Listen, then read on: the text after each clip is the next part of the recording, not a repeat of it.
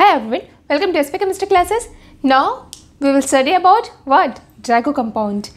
तो आज मैं स्टार्ट कर रही हूँ क्या ड्रैगो एम्पिरिकल फार्मूला या एम्पिरिकल रूल। एंड ये जो ड्रैगो कंपाउंड्स है वो हाइब्रिडाइजेशंस को इतना ज़्यादा इफेक्ट करता है, क्या क्या उसकी कैरेक्टरिस्टिक्स है, फिर हम यहाँ पे क्या पढ़नी है, कंपेयर करेंगे। किसका कंपेयर करेंगे? जो हाइब्रिड कंपाउंड्स बनते हैं या हाइब्रिड मॉलिक्यूल्स बनते हैं और जो ड्रैगो कंपाउंड्स बनते हैं, उन दोनों के कैरेक्टर्स में क्या क्या डिफरेंस आता है, कैसे उनके बॉन्ड एंगल चेंज हो जाते हैं, क्या रीज़न है उनके बॉन्ड एंगल चेंज हो जाने का, एंड सबसे बेसिकली क्या कि what is the Drago compound. ठीक है, स्टार्ट कर रही हूँ मैं। एक्चुअली में ड्रैगो कंपाउंड है क्या? तो क्या होता है, थर्ड पीरियड्स या थर्ड पीरियड्स के बाद भी जितने भी एलिमेंट्स हैं वो जब अटैच होते हैं किसके साथ? ऐसे एलिमेंट के साथ जिनकी इलेक्ट्रोनेगेटिविटी 2.5 से लेस है, और वो किसका होता है? हाइड्रोजन से।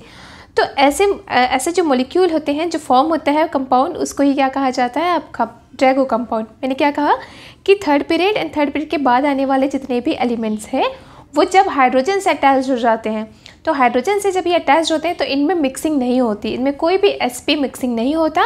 इनके जो लोन पेयर्स हैं वो s के s ऑर्बिटल में, प्योरली फॉर्म में s ऑर्बिटल में प्रेजेंट होते हैं। This type compound is called Drago compound. ठीक है, डेफिनेशन दिख रहा है आपको, लिखा हुआ है। तो अब मैं एग्जाम्पल से बताती हूँ कि कौन कौन है ड्रैगो कंपाउंड। फर्स्ट थिंग मैंने कहा था कि कोई भी आपकी थर्ड पीरियड से स्टार्ट होनी चाहिए, तो बिल्कुल थर्ड पीरियड में p है, और p को आपने बॉन्डिंग करा दो किसके साथ में? हाइड्रोजन के साथ। तो ये है आपका ड्रैगो कंपाउंड। इसके अलावा और इस ग्रुप में कौन कौन आते हैं? याद कीजिए, जो नाइट्रोजन वाली फैमिली है उसमें कौन कौन है? Nitrogen, phosphorus, arsenic, antimony, bismuth, ये सारे हैं। तो इन सब के भी कंपाउंड, सपोज यहाँ पे ले लेते हैं आर्सेनिक S3, ये भी ड्रैगो कंपाउंड्स में ही आएंगे। एंटीमनी S3, ये भी ड्रैगो कंपाउंड्स का एग्जाम्पल है। इसके साथ साथ आपका आ जाता है क्या? H2S is a Drago compound. ठीक है, H2SE is a Drago compound also, H2TE is also Drago compound. मैंने पोलोनियम को नहीं लिया है क्योंकि पोलोनियम क्या है? रेडियो एक्टिव है, तो उसको तो हम लोग मिक्सिंग भी करा ही नहीं सकते, फिलहाल उसको नहीं लिया। तो ये सारे जो कंपाउंड्स हैं जो मैंने लिखा है, जो कॉल्ड ड्रैगो कंपाउंड। और मैंने क्या एक डेफिनेशन दिया था कि कोई भी एलिमेंट जिनमें जो थर्ड पीरियड्स है या थर्ड पीरियड्स के बाद आते हैं, वे एलिमेंट जब हाइड्रोजन से अटैच होते हैं, तो जब ये हाइड्रोजन से अटैच होते हैं ना, तो इनके जो s ऑर्बिटल्स होते हैं उनके लोन पेयर पार्टिसिपेट नहीं करते हैं बॉन्डिंग में, और कोई भी मिक्सिंग नहीं होती। ठीक है, एग्जाम्पल से देखो, मेरे पास क्या है? PS3 है ना। अब जो PS3 है उसमें करते हैं हम कैसे बॉन्डिंग फॉर्म होगा। तो जो P है उसके पास कौन कौन सा ऑर्बिटल प्रेजेंट है? फर्स्ट थिंग आप बोल सकते हो NS है यहाँ पे उसका वैलेंस शेल में, और यहाँ पे आपका NP है। यहाँ पे क्या होगा? Lone pairs of electron present है, यहाँ पे 3 इलेक्ट्रॉन्स होते हैं जो अनपेयर्ड होते हैं। अब क्या है, इसको ना बॉन्डिंग करनी है हाइड्रोजन से। तो पहले क्या होता था बॉन्डिंग करने के लिए? अमोनिया में जब हम कहते हैं तो पहले क्या होती थी? आपस में मिक्सिंग होती थी मिक्सिंग। अमोनिया के केसेस में क्या होता था? यहाँ पे ना अमोनिया को भी बना लो जिसमें हाइब्रेशन होता है, ये था अमोनिया। अमोनिया के साथ भी सेम चीज़ है, इसके पास भी क्या है? S ऑर्बिटल्स है, इसके साथ भी P ऑर्बिटल्स है। अब होगा क्या? इसके पास लोन पेयर है S ऑर्बिटल में NS, और ये है NP, सिंगल सिंगल सिंगल। ठीक, बट जब भी अमोनिया का फॉर्मेशन होता है तो अमोनिया के फॉर्मेशन होने से पहले क्या होता था? मिक्सिंग होता था उनके अपने ऑर्बिटल्स में। उनके अपने ऑर्बिटल्स जो है वो ऐसे मिक्सिंग करते थे, और एक नया हाइब्रिड ऑर्बिटल का फॉर्मेशन होता था, न्यू हाइब्रिड ऑर्बिटल्स का फॉर्मेशन होता था। और ये जो न्यू हाइब्रिड ऑर्बिटल्स हैं वो होते थे कुछ ऐसे, क्या क्या, इसमें एक S होता था और बाकी 3P होते थे, है ना। मिक्सिंग हो जाती थी, और आफ्टर मिक्सिंग ये न्यू हाइब्रिड ऑर्बिटल्स 4 ही न्यू हाइब्रिड ऑर्बिटल्स का फॉर्मेशन करते थे। जब आप इसको बोलते थे sp3 हाइब्रिड ऑर्बिटल्स है इसमें करके, ऐसा बोलते थे हम। तो यहाँ तो होता था sp3 हाइब्रिडेशन, मतलब इसका जो s ऑर्बिटल्स है वो भी आगे बॉन्डिंग में पार्टिसिपेट करेगा क्योंकि उसने मिक्सिंग कर लिया, और मिक्सिंग करके sp3 हाइब्रिड ऑर्बिटल पहले नया बनाया है। मतलब यहाँ पे 3 ऑर्बिटल्स जो है, यहाँ से 1 और 3 4 ऑर्बिटल जो है पार्टिसिपेट करके 4 नए ऑर्बिटल्स बनाते थे। चलो इसको ना ऐसे लिख लो जैसे मैं हमेशा से बनाती हूँ, अभी S वैस कुछ नहीं करेंगे। 4 नया ऑर्बिटल्स बनाया इसने, ऐसे 4 नया ऑर्बिटल्स बनाया, और ये हाइब्रिड ऑर्बिटल्स हैं सारी, और इन्हीं में इलेक्ट्रॉन्स थे, और इससे आगे अपना जो H है वो हाइड्रोजन बॉन्डिंग करता था। क्लियर है?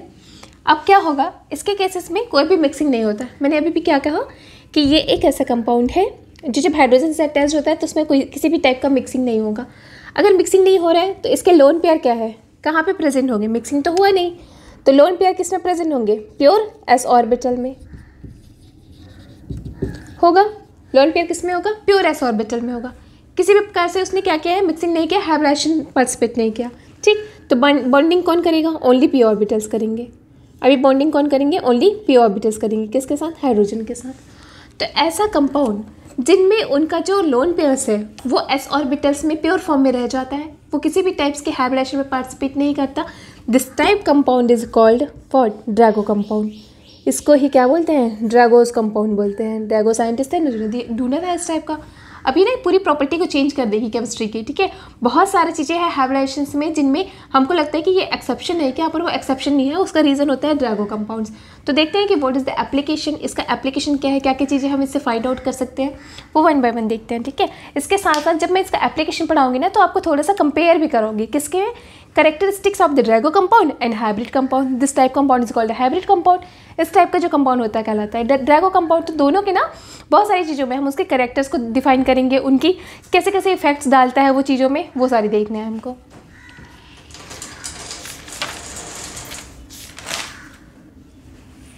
अच्छा, यहीं पे इसकी बॉन्ड एंगल्स की बात कर लेते हैं कि जो ड्रैगो कंपाउंड्स होते हैं उनके बॉन्ड एंगल्स कैसे होते हैं।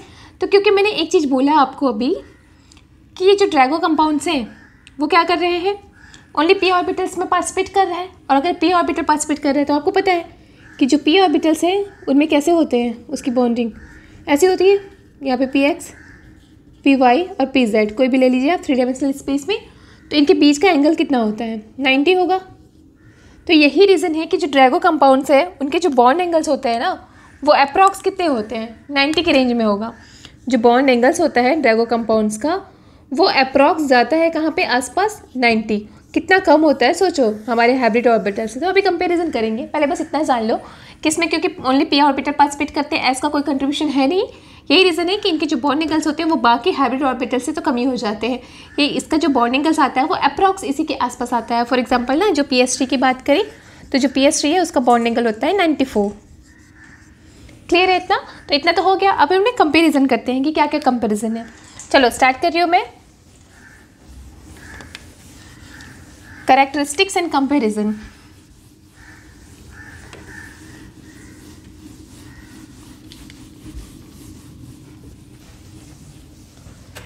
देखो, सबसे पहला चीज़ तो ये है कि on the basis of this Drago compounds characters हम ये बता सकते हैं कि दोनों में कौन सा ज़्यादा अच्छा लुईस बेस के जैसा बिहेव करेगा। ठीक है, तो हम बोल सकते हैं कि यहाँ से डिटरमाइन कर सकते हैं which one is a strong Lewis base, which one is a strong Lewis base. कौन है जो स्ट्रॉन्ग लुईस बेस होगा? अब लुईस बेस क्या होता है? छोटा सा कॉन्सेप्ट आ गया। लुईस बेस किसको बोलते हो? तो वो स्पीसीज जो इजीली इलेक्ट्रॉन पेयर डोनेट कर सकता है उसको आप क्या बोलते हैं? लुईस बेस बोलते हैं। और जो इलेक्ट्रॉन पेयर को एक्सेप्ट करता है इसलिए उसको क्या बोलते हैं? लुईस एसिड बोलते हैं। तो मैं पूछ रही हूँ कि यहाँ पे जो क्वेश्चन दे रही हूँ उसमें दोनों में कौन ज़्यादा अच्छा लुईस बेस है। तो स्टार्ट करती हूँ मैं। ठीक है, मैंने एग्जाम्पल ले लिया है किसका? NH3 का, और एक ले लिया है PS3। अब आपको एक चीज़ पता है कि जो PS3 है वो क्या है? ड्रैगो कंपाउंड है। पता चल गया, थोड़ी देर पहले तो एग्जाम्पल में लिखा था मैंने। और ये क्या है? हाइब्रिड है। कौन सा हाइब्रिड है? sp3 हाइब्रिड है ये sp3 हाइब्रिड कंपाउंड है। और वो क्या है? ड्रैगो कंपाउंड है। ठीक है, अब ना मैं कंपेयर करती हूँ। जैसे हमने पहले पढ़ा था उसमें हम ज़्यादातर क्या करते थे, अगर किसी एलिमेंट्स का हमने जो जनरल कॉन्सेप्ट पढ़ रखा है ना, जनरल कॉन्सेप्ट में हम क्या बोलते हैं कि अगर इलेक्ट्रोनेगेटिविटी ज़्यादा है, इलेक्ट्रोनेगेटिविटी ज़्यादा है तो वो क्या करता है? होल्ड करके रखता है इलेक्ट्रॉन्स को। होल्ड करके रखेगा, होल्ड करके रखेगा और इजली डोनेट नहीं करेगा। ठीक है, नॉट डोनेट इजली। ये पढ़ रखा है हमने। तो आपको एक चीज़ तो पता है कि पूरी पीरियोडिक टेबल में किसकी इलेक्ट्रोनेगेटिविटी ज़्यादा होती है? फ्लोरीन की सबसे ज़्यादा, फिर ऑक्सीजन की, फिर नाइट्रोजन की। फ़ोन करके याद करे थे हम। तो अगर मुझे ये पता चल गया कि नाइट्रोजन की इलेक्ट्रोनेगेटिविटी ज़्यादा है, मतलब इलेक्ट्रोनेगेटिविटी के ऑर्डर किसकी ज़्यादा है? नाइट्रोजन की। किससे? फॉस्फोरस से। तो जनरल केसेस में आप क्या लिखोगे? अगर इसकी इलेक्ट्रोनेगेटिविटी ज़्यादा है, ये है ऑर्डर ऑफ इलेक्ट्रोनेगेटिविटी, है ना। तो on the basis of electronegativity इसकी इलेक्ट्रोनेगेटिविटी ज़्यादा है, मतलब आप बोलेंगे कि ये क्या करेगा? इलेक्ट्रॉन को होल्ड करके रखेगा, खींच के रखेगा, ज़्यादा अट्रैक्शन में रखेगा, मतलब इसलिए ये डोनेट क्या है? नहीं कर सकता। ठीक है अगर ये इजली डोनेट नहीं करेगा इलेक्ट्रॉन्स को मतलब आप बोल सकते हो कि ये क्या है, वीक लुईस बेस है, और इसको आप बोलोगे strong Lewis base. In a general concept जैसा हमने पढ़ रखा है उसके अकॉर्डिंग इलेक्ट्रोनेगेटिविटी इसकी ज़्यादा है, तो ऐसे कंडीशंस में NH3 से ज़्यादा स्ट्रॉन्ग बेस होगा कौन, PH3 होगा, ऐसा होगा। ये जो है वो स्ट्रॉन्ग बेस होगा।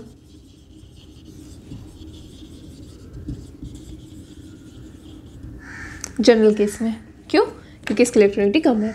लेकिन ये बिल्कुल रॉन्ग है, यही चीज़ पढ़नी है अब हमको, ठीक है। अब ये रॉन्ग है। एक्चुअल में जो आया है ना डाटा, एक्चुअल में जो डाटा आया है पीएच वैल्यू की, तो पीएच वैल्यू में ये पता चला है हमको कि जो नाइट्रोजन होता है NH3, अमोनिया जो होता है, अमोनिया का एक्वस सॉल्यूशन, उसकी जो बेसिक नेचर है, लुईस बेसिक नेचर, वो PH3 के एक्वस सॉल्यूशन से ज़्यादा अच्छा होता है, ठीक है। ये हमको पता चला है पीएच वैल्यू से। किसका ऑर्डर है ये, पीएच वैल्यू, मतलब इसका पीएच वैल्यू ज़्यादा है, मतलब ज़्यादा है तो क्या होगा, ये ज़्यादा बेसिक होगा। तो इससे ये पता चला है हमको कि ये स्ट्रॉन्ग लुईस बेस है। अब क्यों हुआ, तो बस लगा दो ड्रैगो कंपाउंड्स वाला करेक्टर। अब मैं इसको एक्सप्लेन करती हूँ, व्हाट इज़ द रीज़न, ठीक है। ये बिल्कुल करेक्ट है, इसी को नोट करो आप कि जो लुईस एसिडिटी है, लुईस बेसिसिटी है, वो अमोनिया की ज़्यादा अच्छी होती है, किसके कंपेरिजन में, PH3 के कंपेरिजन में। अब मैं बताती हूँ reason, what is the reason, क्या रीज़न है, ठीक है। यहीं पे करते हैं।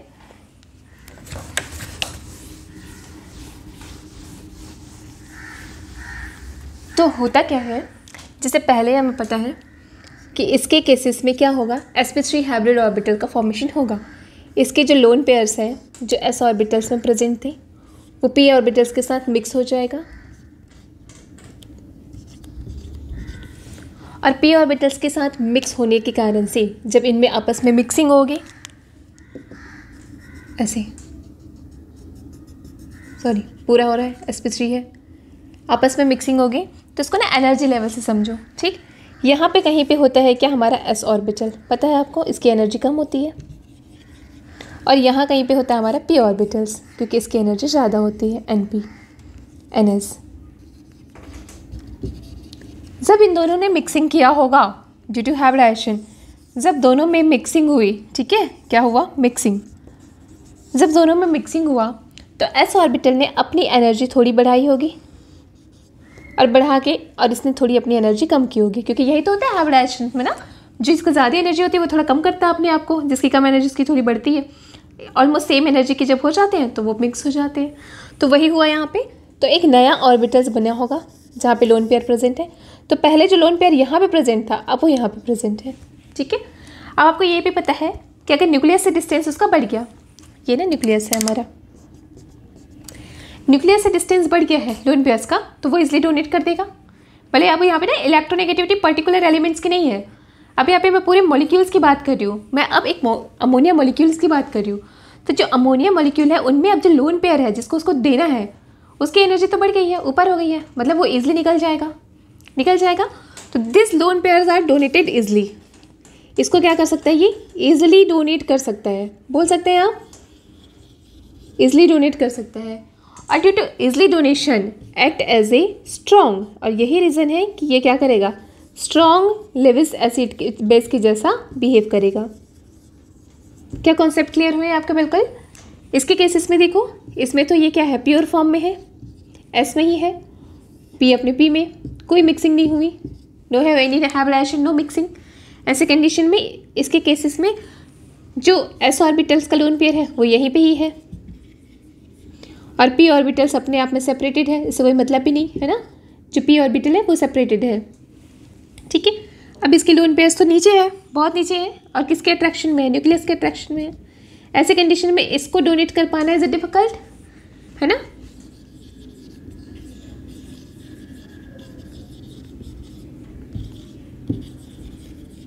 ये इजिली डोनेट नहीं करेगा, और क्योंकि ये इजिली डोनेट नहीं किया इसलिए आप इसको बोलोगे कि इसकी जो बेसिक नेचर है वो कम हो जाता है, ठीक है। तो बोलेंगे वीक लुईस बेस।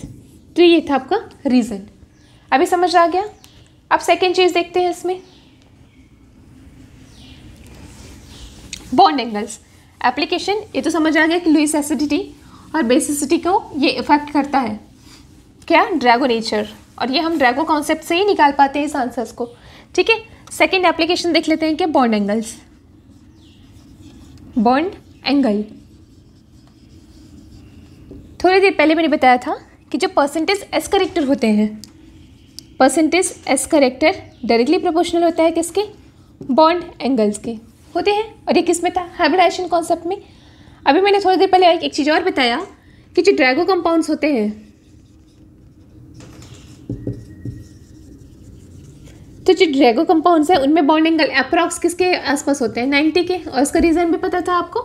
रीज़न किस लिए पता था, क्योंकि इसमें क्या होता है, सारे पी ऑर्बिटल्स हैं और पी ऑर्बिटल्स बिल्कुल एक दूसरे से 90 एंगल्स पे प्रेजेंट होते हैं ऐसे। तो इनके तो होते हैं 90, अप्रॉक्स 90, इनका चेंज होते जाता है। तो बेसिकली अगर ऐसा क्वेश्चन आता है कि कंपेयर करो, कैसा क्वेश्चन दे दिया, कंपेयर द बॉन्ड एंगल, किसका किसके बीच का बॉन्ड एंगल्स कंपेयर करने दे रहा है आपको। वो बोलते हैं कि compare the bond angle between ammonia, water, also PS3 and, और क्या बोलेंगे हम, PS3 और आ जाता है आपका ये कोई भी और H4 ले लिया, ठीक। अब बोलेंगे बताइए अरेंज कीजिए इसको, तो हमें पता है इसमें होता है sp3 हाइब्रिडाइजेशन, इसमें भी होता है sp3 हाइब्रिडेशन। एक और कॉन्सेप्ट यहाँ पे आ जाएगा एक्सप्लेन करने में ना, इसमें भी होता है sp3 हाइब्रिडेशन, दिस है नो हाइब्रिडाइजेशन, इसमें तो कोई हाइब्रिडाइजेशन ही नहीं है। तो सबसे कम किसका होगा पता चल गया आपको, इज ड्रैगो कंपाउंड। तो इसका अप्रॉक्स कितना होगा, 90 डिग्री के आसपास होता है, जो एग्जैक्ट मैं बता देती हूँ यहाँ पे 94 होता है इसका। अब इन सब में तो पता ही है आपको, यहाँ पे वेस्पर थ्योरी लगेगा क्योंकि लोन पेयर्स आ गए हैं, वो भी अलग से समझाएंगे what is the VSEPR theory, वो डिटेल में पढ़ेंगे हम, ठीक है। तो फिर भी यहाँ पे थोड़ा सा देख लेते हैं कि यहाँ पे बेसिक कॉन्सेप्ट में नाइट्रोजन है, नाइट्रोजन के पास 1 लोन पेयर्स है, यहाँ पे हाइड्रोजन, हाइड्रोजन और ये हाइड्रोजन। ये जो लोन पेयर्स है एक्चुअली ये क्या करता है, रिपल्शन क्रिएट करता है, लोन पेयर्स रिपल्शन क्रिएट करता है। और क्योंकि लोन पेयर्स बहुत ज़्यादा रिपल्शन क्रिएट करता है, इसका बॉन्ड एंगल एग्जैक्ट जो होना चाहिए था उससे कम हो जाता है। मतलब एग्जैक्ट क्या होता है, sp3 हाइब्रिडाइजेशन की बात करें, जैसे मीथेन की बात करूँ मैं, तो मीथेन में कितना होता है bond angle, exact bond angle कितना होता है मीथेन का, ये है, इसका हो जाता है 109 डिग्री 28, ठीक है। लेकिन इसमें बात करें तो थोड़ा सा रिपल्शन के कारण, क्योंकि 1 लोन पेयर्स है, लोन पेयर्स बॉन्ड पेयर्स के कंपेरिजन में ज़्यादा रिपल्शन शो करता है, सारा हम पढ़ेंगे किसमें, वेस्पर थ्योरी में। तो क्योंकि यहाँ पे रिपल्शन ज़्यादा लग रहा है, यही रीज़न है कि ये बॉन्ड एंगल थोड़े से डिक्रीज हो जाएंगे और इसका जो बॉन्ड एंगल है वो हो जाता है 1075, ठीक है। वहीं पे वाटर की बात कर ले तो ये ऑक्सीजन है मेरे पास, ऑक्सीजन के पास है 2 लोन पेयर्स, तो 2 लोन पेयर्स के कारण से यहाँ पे क्या हो जाते हैं, और ज़्यादा रिपल्शन क्रिएट होगा। ड्यू टू हाई रिपल्शन इनके बॉन्ड एंगल डिक्रीज हो जाएंगे, यहाँ से और डिक्रीज, और इसका रह जाता है अप्रॉक्स 104 डिग्री, ठीक है। तो यहाँ से तो मुझे समझ आ गया कि इसमें ऑर्डर क्या होगा। तो सबसे पहला मुझे मेन बताना था कि इसका जो बॉन्ड एंगल है वो सबसे क्या होगा, लिस्ट होगा, लिस्ट बॉन्ड एंगल होगा due to the Drago compound. क्यों, क्योंकि इसमें तो एस ऑर्बिटल ने पार्टिसिपेट ही किया है। और आपको सोच के देखिए, जैसे पी ऑर्बिटल्स है ना, तो पी ऑर्बिटल्स ऐसे करके ऐसे रहेगा, इमेजिनेशन करो 90 एंगल, लेकिन जैसे उसमें एस ऑर्बिटल का पार्टिसिपेशन होता है, स्फेरिकली है वो, तो वहाँ से पार्टिसिपेट होने से वो थोड़ा प्लेनारिटी में आता है और साथ ही साथ बॉन्ड एंगल को क्या कर देता है, इंक्रीज़ कर देता है। तो जब भी एस करेक्टर बढ़ेगा ना तो बॉन्ड एंगल्स बढ़ते जाते हैं, वो और अब डिटेल में पढ़ेंगे एस करेक्टर के बेसिस पे कि बॉन्ड एंगल्स किसका ज़्यादा अच्छा होता है। फिर एक बहुत इंपॉर्टेंट कॉन्सेप्ट है जो मैंने अभी यूज़ किया था, वेस्पर थ्योरी। तो वेस्पर थ्योरी कहाँ पे लगेगा, कहाँ पे नहीं लगेगा, वो मैं अभी एक्सप्लेन करूँगी कि वेस्पर थ्योरी कब वैलिड होता है और कब इनवैलिड हो जाता है वो, ठीक है, किस केसेस में इनवैलिड हो जाता है। लेकिन उससे पहले हम क्या करते हैं, बिहेवियर चेक करते हैं, किनका बिहेवियर, लोन पेयर्स का। तो third application of the Drago compounds, check behaviour of lone pairs. Lone pairs की बिहेवियर चेक करते हैं कि कैसा वो इफेक्ट करेगा, मतलब वो पार्टिसिपेट कर भी रहा है किसी की जियोमेट्री डिटरमाइन करने में या नहीं, वही सब पढ़ेंगे अभी। तो देखो फिर से यहाँ पे क्या है मेरे पास, NH3, इन्हीं दोनों को कंपैरिजन करते हैं फिर से, ये है आपका PS3, ठीक। इसके जो लोन पेयर है उसको आप कैसे लिखोगे, इनका जो लोन पेयर है एक्चुअल में sp3 हाइब्रिडाइज्ड में है। यहाँ पे अब बार बार नहीं बनाओगे, आपको पता है इसका जो लोन पेयर्स है, लोन पेयर्स प्रेजेंट एट किस में, sp3 हाइब्रिडाइज्ड ऑर्बिटल। बट इसका जो लोन पेयर्स है वो किस में प्रेजेंट है, प्योर s ऑर्बिटल। क्लियर इतना? अब क्योंकि ये sp3 हाइब्रिड ऑर्बिटल में है तो हमेशा हाइब्रिड ऑर्बिटल का स्ट्रक्चर कैसे बनाते हैं हम ये भी बताई थी। इसमें ना फिर ऐसे लूप्स बनते हैं ऐसा, और क्योंकि ये sp3 वाले हैं तो ऐसा लूप्स बनेगा, एक कंस्ट्रक्टिव लूप होगा इसका। तो इस केसेस में होता क्या है, जो लूप क्रिएट होते हैं ना उसमें क्या होता है, एक साइड पे इलेक्ट्रॉन डेंसिटी बढ़ जाती है, बहुत ज़्यादा बढ़ जाती है, दूसरे साइड पे इलेक्ट्रॉन डेंसिटी कम हो जाता है। मतलब स्ट्रक्चर से देखो, अगर मैं अमोनिया के स्ट्रक्चर बताऊँ तो यहाँ पे हाइड्रोजन हाइड्रोजन, यहाँ पे हाइड्रोजन, यही है इसका हाइब्रिड ऑर्बिटल्स हैं सारी। लेकिन यहाँ पे लोन पेयर्स जो है ना, क्योंकि एक लूप बड़ा है इसका, तो यहाँ पे लोन पेयर्स का जो डेंसिटी है वो बहुत ज़्यादा हो जाएगी, इलेक्ट्रॉन डेंसिटी यहाँ पे बढ़ जाएगा, हो जाएगा। अब क्योंकि यहाँ अकेले के पास इलेक्ट्रॉन डेंसिटी बढ़ा है, इलेक्ट्रॉन डेंसिटी बढ़ने के कारण से यहाँ पर रिपल्शन क्रिएट होगा, बहुत ज़्यादा ही रिपल्शन क्रिएट होगा, कंटिन्यू रिपल करेगा ये एक दूसरे को, क्योंकि वो फ्री भी है और इलेक्ट्रॉन डेंसिटी एक ही डायरेक्शन में है, दोनों डायरेक्शन में नहीं है। क्योंकि हाइब्रिड ऑर्बिटल बनता ही ऐसा है कि एक लूप छोटे होते हैं एक बड़ा होता है, तो ऐसे कंडीशन में पूरी इलेक्ट्रॉन डेंसिटी एक साइड है, एक साइड इलेक्ट्रॉन डेंसिटी तो बहुत ज़्यादा ऐसे ब्रॉड हो गया, फैल गया है। तो फैलने के कारण से अब यहाँ का इलेक्ट्रॉन और यहाँ का इलेक्ट्रॉन पास पास आते हैं तो रिपल क्रिएट करते हैं, तो यहाँ पे रिपल्शन क्रिएट होता है, बहुत ज़्यादा रिपल्शन क्रिएट होता है। और ड्यू टू दिस रिपल्शन और इसी रिपल्शन के कारण यहाँ पे क्या क्या चेंज हो जाएगा, जियोमेट्री, सॉरी शेप, सब में चेंजेस आएगी। एंड ऑल्सो किस में चेंजेस आएगा, बॉन्ड एंगल। और ये सारे चेंजेस किसके कारण से आया है ना, चेंज इन जियोमेट्री से बॉन्ड एंगल, ड्यू टू किसके कारण चेंजेस आया, ड्यू टू लोन पेयर्स, इसके लोन पेयर्स के कारण आया चेंजेस। अब इसकी बात करते हैं, इसमें तो ये किस में है, प्योर फॉर्म में है। अब प्योर फॉर्म में मतलब ये स्फेरिकली ही है ऐसे, इसी में हमारे पास क्या है, लोन पेयर प्रेजेंट है, ठीक है, इसी में लोन पेयर्स है मेरे पास, लोन पेयर्स। अगर मैं इसकी स्ट्रक्चर बनाऊँ तो इसके स्ट्रक्चर में क्या होगा, ये पी है, ये भी पिरामिडल शेप ही होगा, आपको पता होना चाहिए ना, दोनों का पिरामिडल शेप होता है, एक क्वेश्चन स्टेटमेंट में आ चुका है ऐसा शेप, तो अभी भी इसका भी पिरामिडल होगा, उसका रीज़न अलग ही है पर उसका लोन पेयर रीज़न नहीं है। तो इसके शेप में हमने बना दिया हाइड्रोजन हाइड्रोजन एंड हाइड्रोजन, लेकिन यहाँ पे जो लोन पेयर है एक्चुअल में वो तो इक्वली है, इक्वली डिस्ट्रीब्यूटेड है ऐसे, तो ये तो कोई रिपल्शन क्रिएट नहीं करेगा ना रिपल्शन क्रिएट, क्यों, क्योंकि वो नीचे जितना है उतना ही ऊपर है उसकी डेंसिटी, इलेक्ट्रॉन की जो डेंसिटी है वो जितना नीचे है उतना ऊपर है, तो एक दूसरे को माइनस कर देंगे, ठीक है, तो कोई स्पेशल इफेक्ट नहीं दिखाएगा लोन पेयर्स। तो ऐसे केसेस में मैं ये बोलूँगी कि नो चेंज, यहाँ पे कोई चेंजेस नहीं आएगी, नो चेंज किस में, शेप में, जियोमेट्री एंड बॉन्ड एंगल,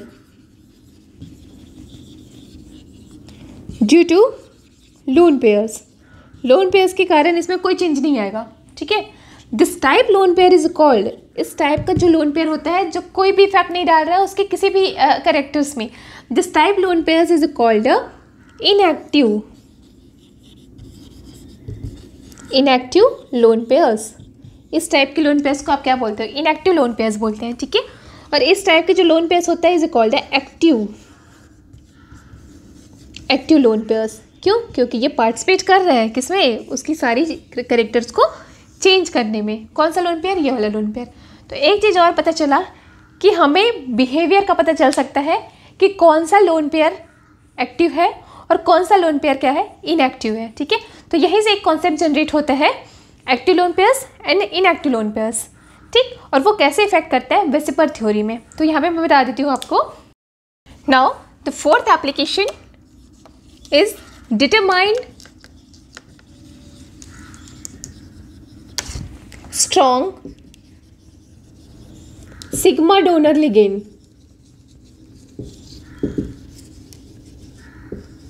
मैंने अभी पैरेलल में कोऑर्डिनेशन भी करा दी हुई है ना, कोऑर्डिनेशन में हम क्या पढ़ रहे हैं, सारे रिएक्शन मैकेनिज्म जो स्पेशली बहुत ज़्यादा नंबर्स के आते हैं, किसमें, CSIR नेट में आता है। इस बार तो 20 नंबर्स के सारे रिएक्शन मैकेनिज्म से आया था, तो वो जो मेरा वीडियोस है वो पैरेलल में चल रहा है कोऑर्डिनेशन से रिलेटेड, तो वो भी आप देख सकते हो।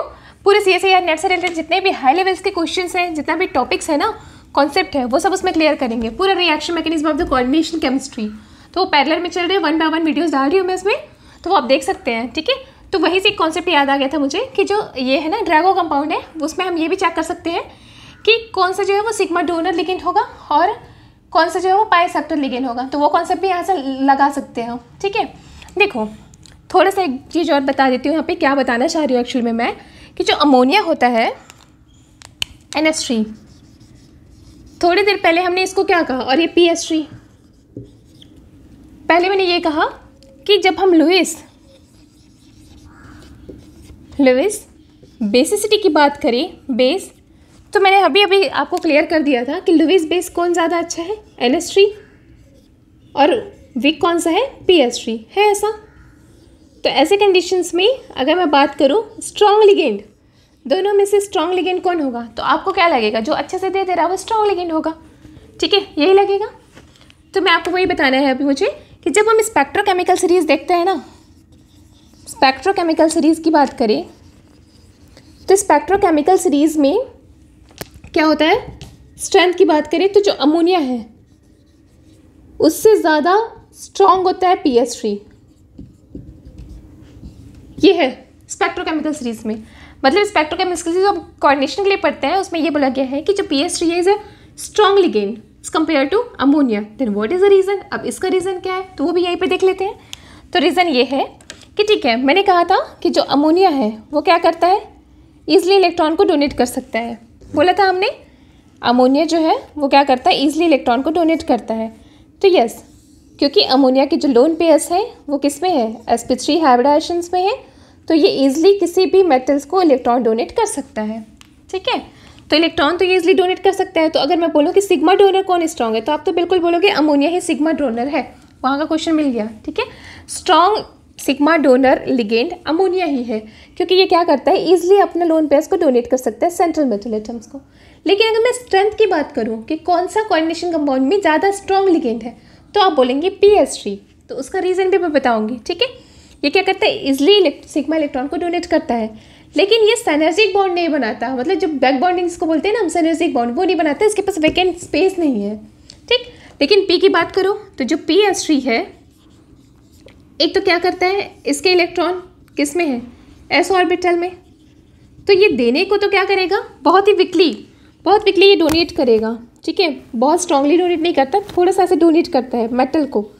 अब डोनेट तो किया, जैसे भी करके हमने एनर्जी दिया, कर लिया डोनेट, लेकिन डोनेट करने से ज़्यादा क्या करता है, ये सिनर्जिक बॉन्ड बनाता है, मेटल्स में प्रेजेंट इलेक्ट्रॉन्स को अपने आप में ले लेता है, मतलब बैक बॉन्डिंग क्रिएट करता है। और इसका रीज़न क्या है, बैक बॉन्डिंग, यहाँ पे ये क्या करता है, बैक बॉन्डिंग करता है और ग्रेड पाई एक्सेप्टर बन जाता है।